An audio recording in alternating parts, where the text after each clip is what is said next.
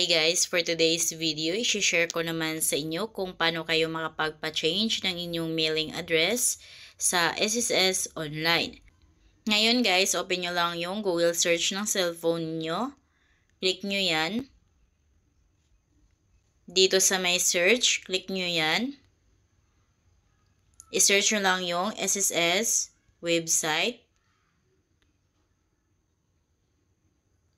Ayan, ito na yung website ni SSS. Click nyo lang yan.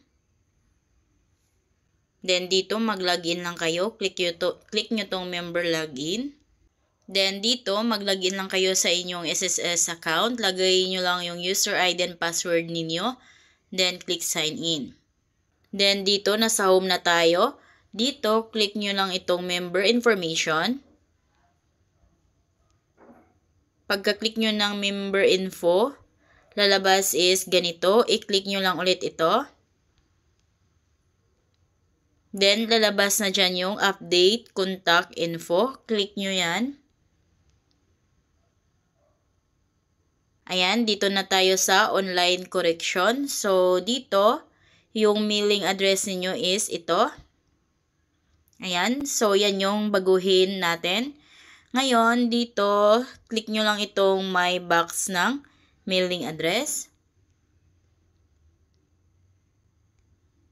Then, dito, ilagay nyo lang yung bagong mailing address ninyo.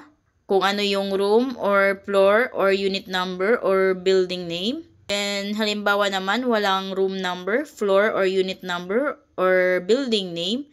So, pwede nyong huwag lagyan dyan. Leave it blank na lang. Next naman is house or lot and block number. Click natin yan. Then, lagay na natin yung mailing address natin. Yung house or lot and block number. Ayan, nalagay ko na din yung sa street. Next is the subdivision. Click nyo lang yan para malagay nyo yung subdivision ninyo. Pero kung wala kayong subdivision, leave it blank na lang. And next is Metro Manila or province. So, kung kayo ay within Metro Manila, so okay na yan. Naka-check na yung Metro Manila. Then, kung kayo ay naman sa province, so click nyo tong box ng province. Then, select province. Then, scroll nyo pababa. Hanapin nyo lang kung saan kayo belong. So, sa akin, Rizal. Click ko yung Rizal. Next is the city or municipality. Click nyo lang yung select cities. Then, hanapin nyo lang kung saan kayong cities. Halimbawa, City of Antipolo. Click nyo yan. Then, select barangay.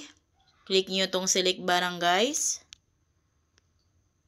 Then, hanapin nyo yung barangay ninyo. Halimbawa, Dalig. Click nyo yung Dalig. Ayan, double check nyo yung mga na-fill out nyo dito. Yung bagong mailing address niyo, double check nyo kung tama na ba. Then, pag tama na, scroll nyo lang pababa. Makikita nyo dito yung next. Click nyo lang yung next.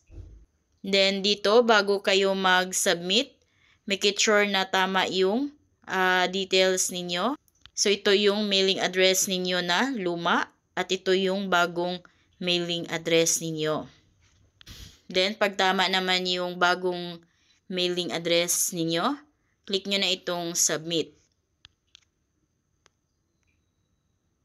Then, ayan guys, may transaction number na kayo.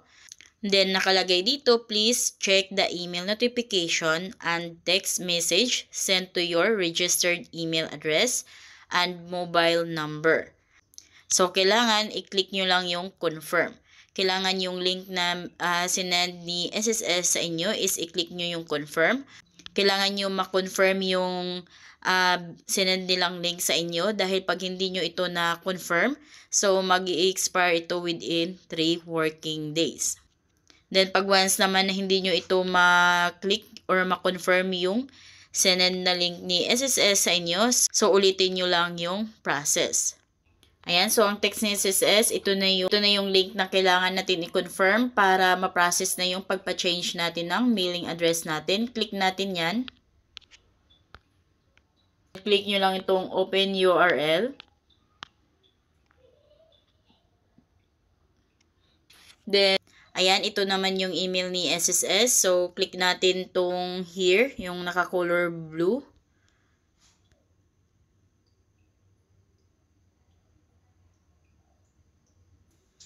Then, kailangan natin mag-login sa ating SSS account. Then, dito, click nyo na itong confirm.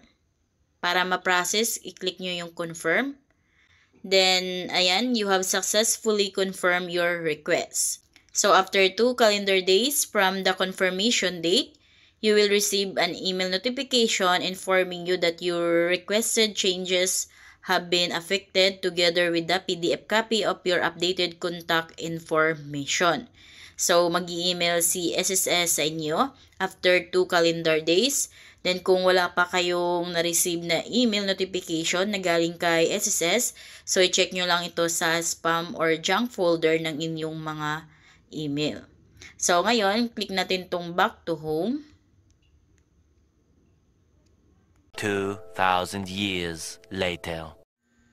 So, guys, after 3 days, saka pa nabago yung mailing address ko. So, check nyo na lang araw-araw kung nabago na ba yung pinapa-update nyo dito. Yung pinapabago nyo dito sa contact information ninyo dahil hindi nag-i-email si SSS kung nabago na ba nila yung pagpa-update nyo ng contact information ninyo. Kung kaya, check nyo na lang dito kung ano yung mga pinapabago nyo dito sa inyong contact information. I-check nyo na lang dahil again, hindi nag-i-email si SSS kung na-change na or na-update na nila yung pinapa-update ninyo. So, ganun lang guys kung paano kayo makapagpa-update ng inyong mailing address online. So, kung kayo bago sa aking vlog, please consider to subscribe para updated kayo lagi sa mga videos ko. Thank you for watching!